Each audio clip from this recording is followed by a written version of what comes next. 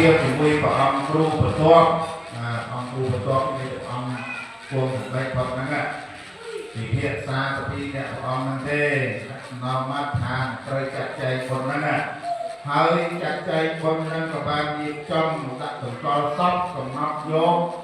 3យប់ពេញបរិបូរណ៍4ថ្ងៃបើយើងគិតទៅថ្ងៃបូជាវា4យប់បាទក្នុងនោះដែរក៏បានចាត់ចែងរៀបចំបុណ្យនេះគឺមានតម្លៃ600មិនធូប950ណាធូប950នៅកោត200វេទិកា300ចាក់ឆ្នាំ200នៅផ្កាភ្ញីសពប្រដាប់គឺផ្សេងទៀតតែប្រមាណលោកនឹងអស់ទឹកប្រាក់ចំនួន$2680 $2680 អស់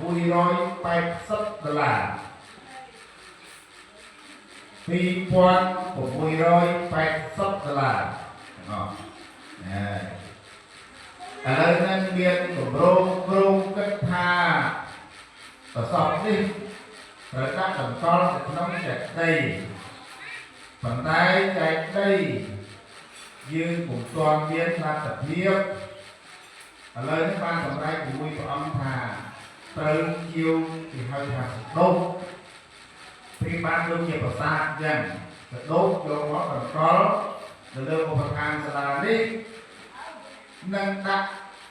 កោតតែភាពប្រសពនឹងដាក់ទៅក្នុងសដុកនោះដាក់តម្កល់ក្បែរអាសនៈព្រះហ្នឹងដើម្បីមានញាតិញោមមកថ្ងៃសិលថ្វាយចង្ហាន់មិនបាត់ពីប្រសពនឹងងាយបានបានគោលដាក់តម្កល់នេះមានកំណត់ថ្ងៃឆ្នាំទេលុះកាលណាយើងមានប្រាក់អាចសំចន្ទដីបានទើបបន្ថែមភាពនេះទៅបញ្ចុះតម្កល់នៅចន្ទដីថ្មីដល់មិនទាន់ណាកាលណាយើងមានហើយលោកយើងកាលណាបានមានទេទៅនិយាយទៅបាទហើយណាអានេះនិយាយទៅក៏ហើយពីមុនឥឡូវនេះសដុកនេះក៏បានជាវគេហើយតាមបណ្ដាញឃើញរូបគំរូស្អាតណាស់ល្អណាស់អាចស័ក្តិសមនឹងអត្តកលភាពនឹងបាន